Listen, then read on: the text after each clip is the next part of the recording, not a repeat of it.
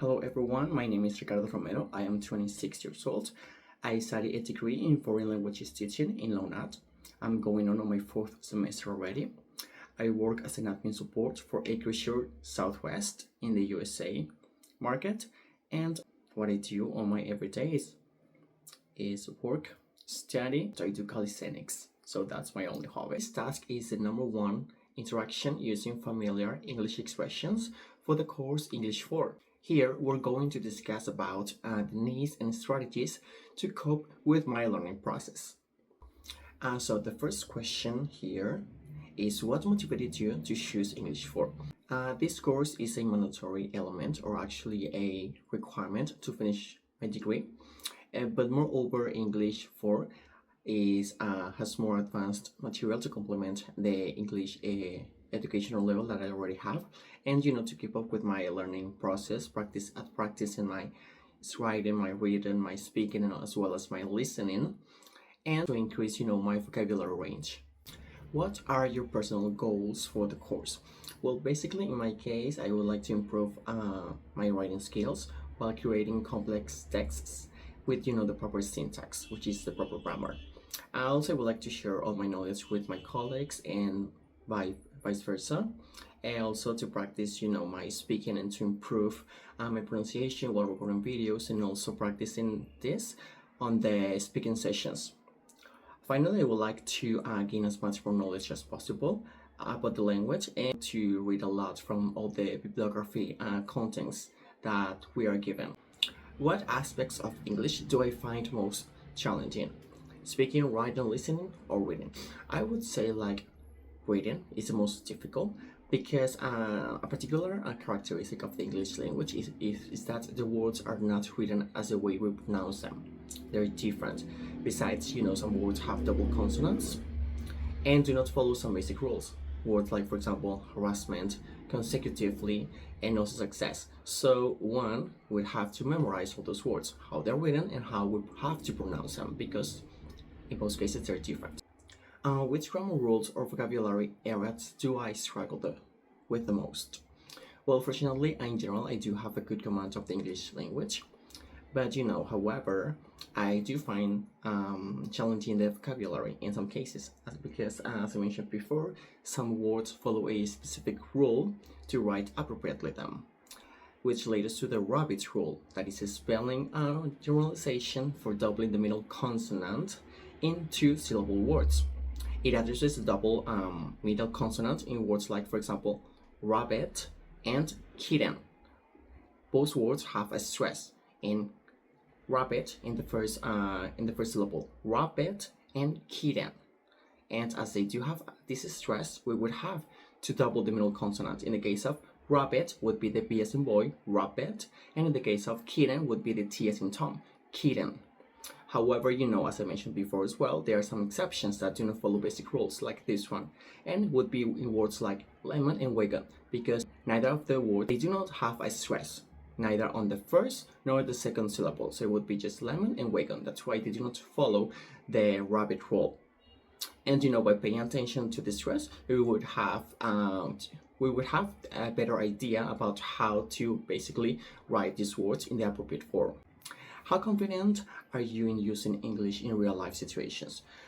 Well, I've been working in BPOs for over 2 years now, and I think I've practiced a lot my speaking and also my listening, but so much, because since I work with American customers, I've been on the phone and also video chats for over 9 hours a day, almost every day.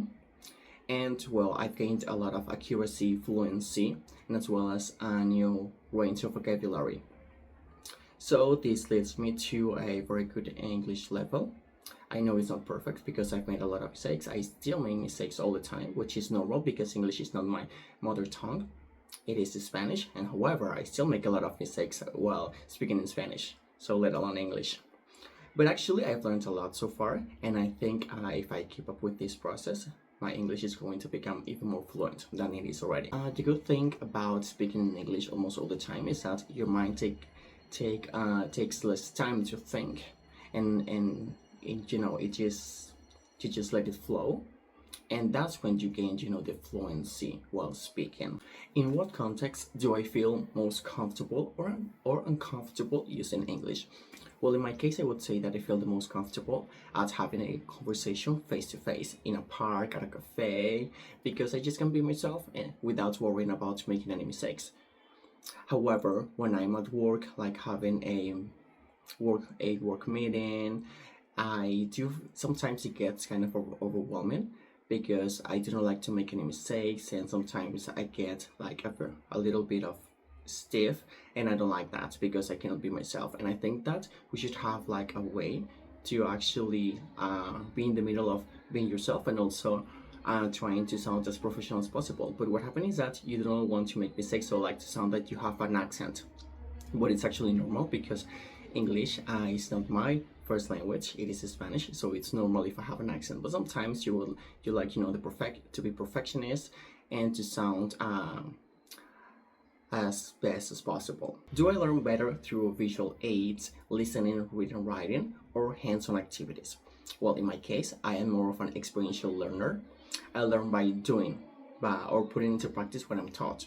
I learn by making mistakes because that's the best way to ask questions, to have doubts, to find alternatives, and also to retain the knowledge. So for me, hands-on activities are engaging and focus-centered. Also, they can foster curiosity. Also, they make you think, and experiences will always be the best way to do a task and also to gain experience in everything that you do on your daily basis. How do I typically approach studying for English? Well, I use technology all the time, and all my gadgets, my smartwatch, my computer, all set up in English. So even if I'm having a conversation with my friends or my relatives in Spanish, whenever I receive a notification, I just check it out and everything is in English. So I can switch from one language to another very, very well thanks to this a little connection that I still have with the language even when I am not using it directly.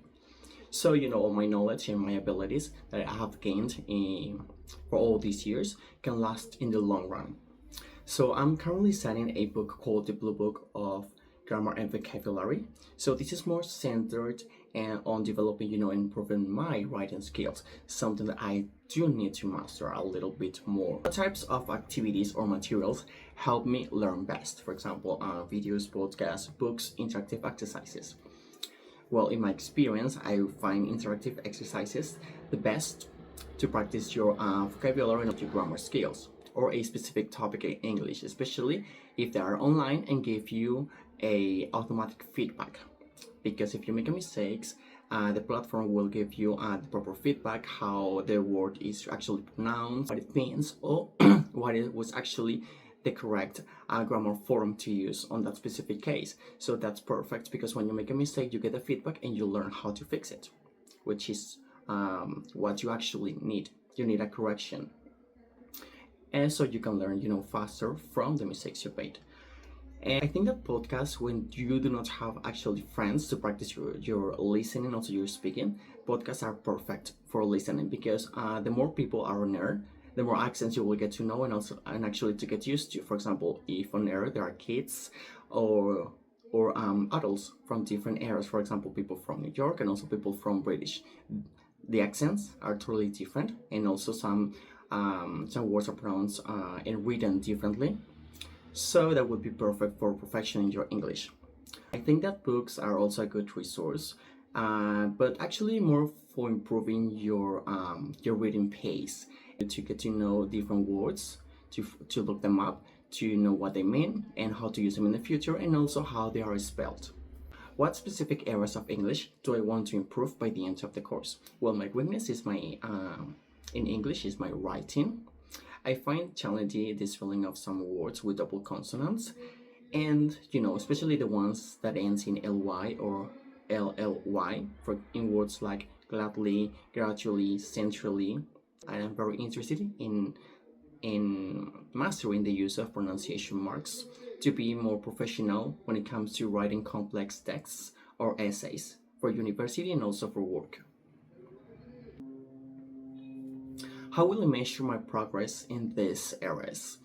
Well, by finishing with the study of the Blue Book of Grammar and Vocabulary, I will be able to practice on the go because the book By each topic, they give you different exercises. At the end of the book, I will find all the correct answers, so I can learn from my mistakes once again to correct all of those exercises that are actually wrong, so I can learn. And well, in that way, I can grade myself and actually correct my answers because the book gives me all of these resources.